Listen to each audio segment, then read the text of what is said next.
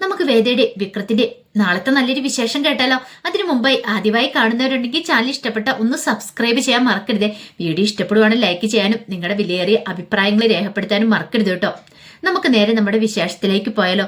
അങ്ങനെ നാളെ തന്റെ കുടുംബത്തെ രക്ഷിക്കാൻ വേണ്ടിയിട്ട്, വിക്രത്തിന്റെ കുടുംബത്തെ രക്ഷിക്കാൻ വേണ്ടിയിട്ട് വേദ വക്കീൽ കോട്ടിടുവാണ്, വിശ്വത്തിന് വേണ്ടിയിട്ട് വാദിക്കാൻ വേണ്ടിയിട്ട്. അപ്പൊ അതിന്റെ കുറച്ച് നല്ല നല്ല വിശേഷങ്ങളൊക്കെയാണ് നമ്മൾ നാളെ കാണാനായിട്ട് പോകുന്നത്. ഇന്ന് കണ്ടു വിക്രത്തെ മാഷ് കുറ്റപ്പെടുത്തി സംസാരിക്കണം. നീയും കാരണമാടാ ഇത്രയും പ്രശ്നങ്ങളൊക്കെ ഉണ്ടായത്.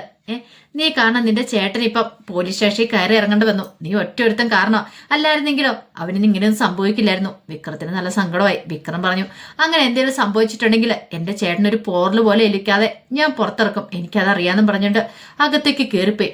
വിക്രത്തിന് നല്ല ടെൻഷൻ ഉണ്ടായിരുന്നു. ഇത്തിരി കഴിയുമ്പോഴത്തേനും കമല അങ്ങോട്ട് വന്നു.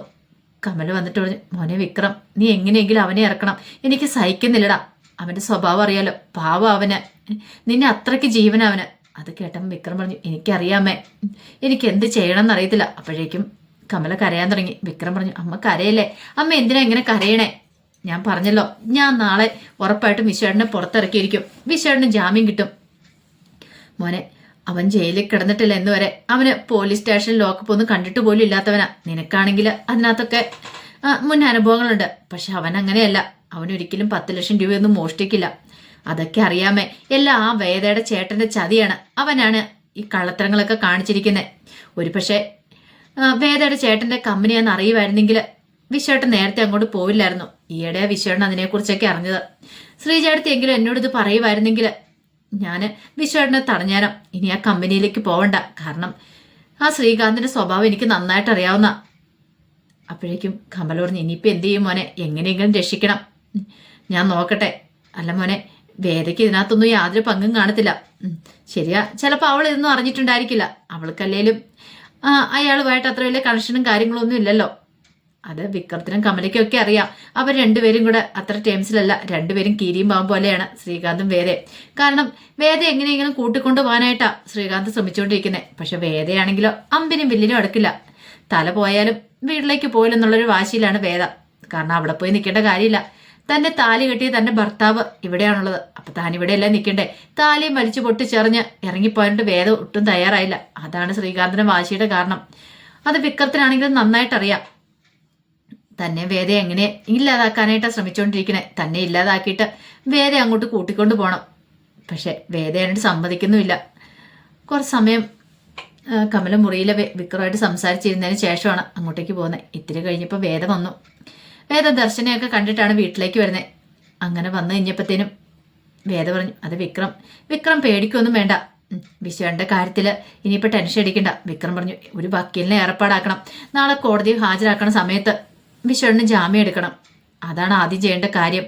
വേദ പറഞ്ഞു, അതിനോർത്തിട്ട് ആ കാര്യമൊന്നും ഓർത്തിട്ട് വിക്രം പേടിക്കണ്ട. അതിനുള്ള വക്കീലൊക്കെ ഓൾറെഡി റെഡി ആയിട്ടുണ്ട്. വക്കീലിനൊക്കെ നീ ഏർപ്പാടാക്കിയോ? ഏത് വക്കീലാ? അതൊരു പുതിയ വക്കീലോ? അതെ.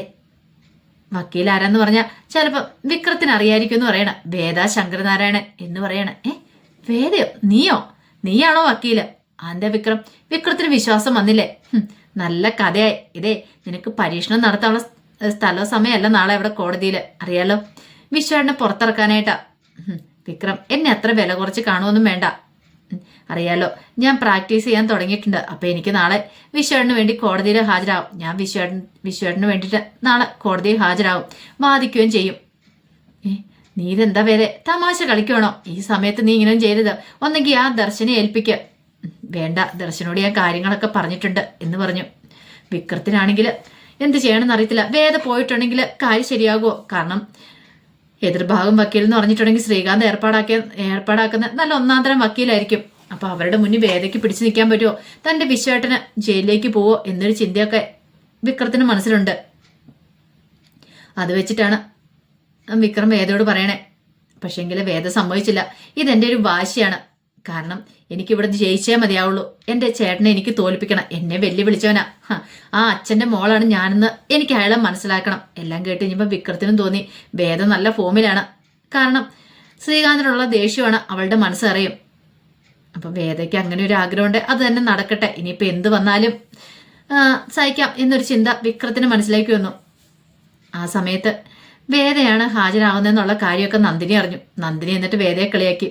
കൊള്ളാം, നീയാ, നല്ല കഥയായി. അപ്പോഴേക്ക് ശ്രീജയും കൂടെ വന്നു. ശ്രീജ വന്നു കഴിഞ്ഞപ്പം നന്ദിനി പറഞ്ഞു, ശ്രീജ അടുത്തേ, നാളെ വിശ്വനെ ജയിലിലേക്ക് വിടാനാന്ന് തോന്നേ ഇവള് വാദിക്കാനായിട്ട് പോന്നേ. മിക്കവാറും ആ ശ്രീകാന്തിനോടൊപ്പം നിന്നിട്ട് വിശ്വനെ ജയിലിലേക്ക് വിടാനുള്ള തയ്യാറെടുപ്പാന്ന് തോന്നേ.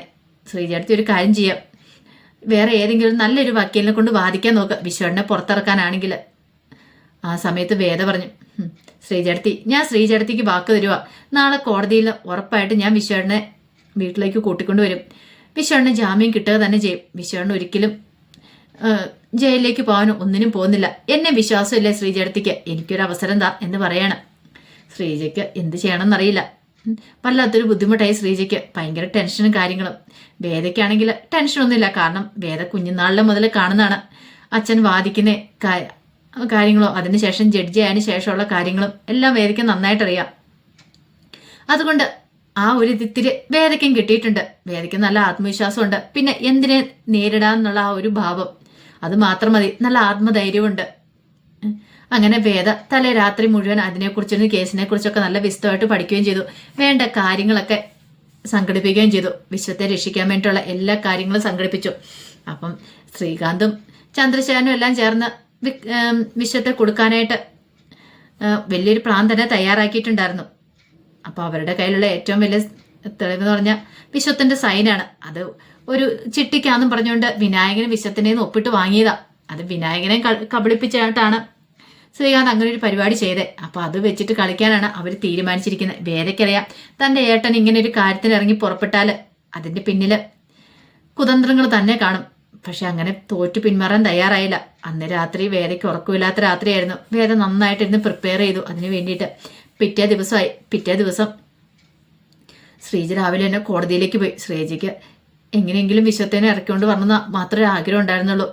ആ സമയം വേദയോടൊപ്പം വിക്രം പോയത്. വിക്രത്തിന് വേദയിലെ ആത്മവിശ്വാസം കാര്യങ്ങളൊക്കെ ഉണ്ടായിരുന്നു. അങ്ങനെ അവരങ്ങ് ചെന്ന് നിന്നു. ആ സമയത്താണ് വിശ്വത്തെ കോടതിയിലേക്ക് കൊണ്ടിരുന്നത്. അപ്പോഴേക്കും ശ്രീജ ഓടിച്ചെന്നിട്ട് വിശ്വത്തിന് മുന്നിൽ നിന്ന് കരയുവാണ്. വിശ്വം പറഞ്ഞു, ശ്രീജ, ഞാനൊരു തെറ്റും ചെയ്തിട്ടില്ല, എന്നെ മനഃപൂർവ്വം കുടുക്കിയതാ. ശ്രീജ അറിഞ്ഞ് വിഷമിക്കൊന്നും വേണ്ട, സങ്കടപ്പെടണ്ട, സാരമില്ല, ഞങ്ങൾക്ക് എല്ലാ കാര്യങ്ങളും അറിയാം. വിശ്വേട്ടൻ പേടിക്കണ്ട, വിശ്വേട്ടൻ ഇന്ന് പുറത്തിറങ്ങാൻ പറ്റും. ശ്രീജ എന്നെ ജയിലിലേക്ക് എങ്ങാനും കൊണ്ടുപോവോ? അത് കേട്ടപ്പോൾ ശ്രീജയ്ക്ക് സങ്കടമായി. ശ്രീജൻ കരഞ്ഞു. ഇല്ല വിശ്വേട്ടൻ ധൈര്യമായിട്ടിരിക്കുക, അങ്ങനെയൊന്നും സംഭവിക്കില്ല എന്ന് പറഞ്ഞു. അപ്പോഴേക്കും വേദ വന്നിട്ട് പറഞ്ഞു, വിശ്വേട്ടൻ പേടിക്കൊന്നും വേണ്ട, ധൈര്യമായിട്ടിരുന്നോ, വിശ്വേട്ടന് ഉറപ്പായിട്ട് പുറത്തിറങ്ങാൻ പറ്റും എന്നൊക്കെ ധൈര്യം കൊടുക്കുക. അപ്പോഴേക്കും പോലീസുകാർ പറഞ്ഞു, നടക്കടാന്നും പറഞ്ഞിട്ട് വിശ്വത്തെ അകത്തേക്ക് കൂട്ടിക്കൊണ്ടുപോയി. ആ സമയത്ത് ശ്രീജ വല്ലാതെ ഒരു വിഷമത്തിൽ നിൽക്കുകയാണ്.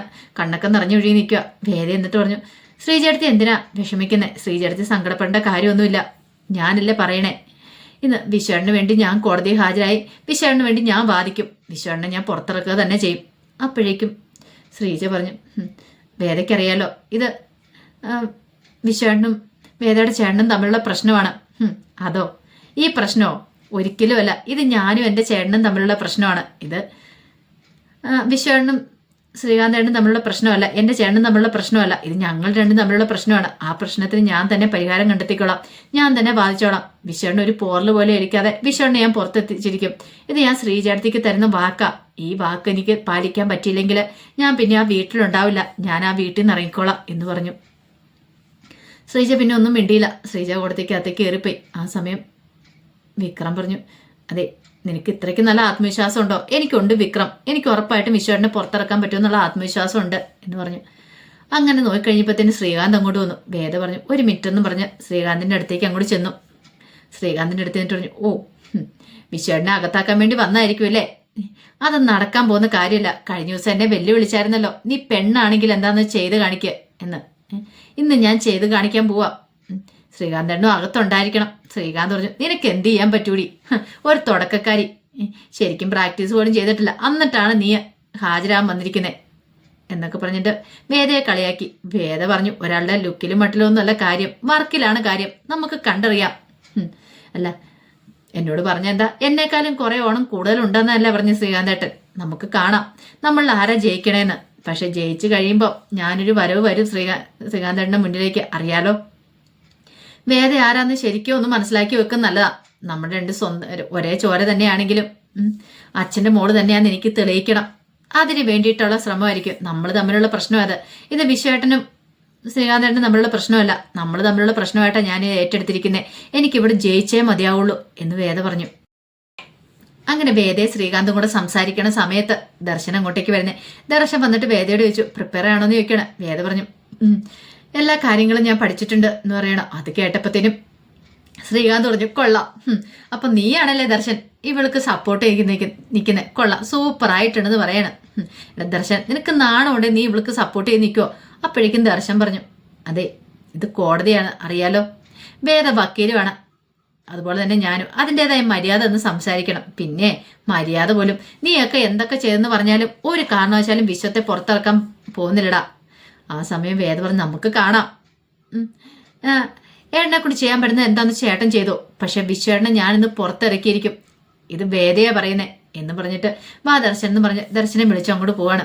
ആ സമയം ശ്രീകാന്ത് മനസ്സിൽ പറഞ്ഞു, എപ്പോൾ ഇറക്കിയെന്ന് ചോദിച്ചാൽ മതി, നന്നായിട്ട് ഇറക്കും, അങ്ങോട്ട് ചെല്ല്, തോറ്റു തുന്നം പാടി നീ വരുന്ന കാണാം എന്നൊക്കെ ശ്രീകാന്ത് മനസ്സിൽ പറഞ്ഞു.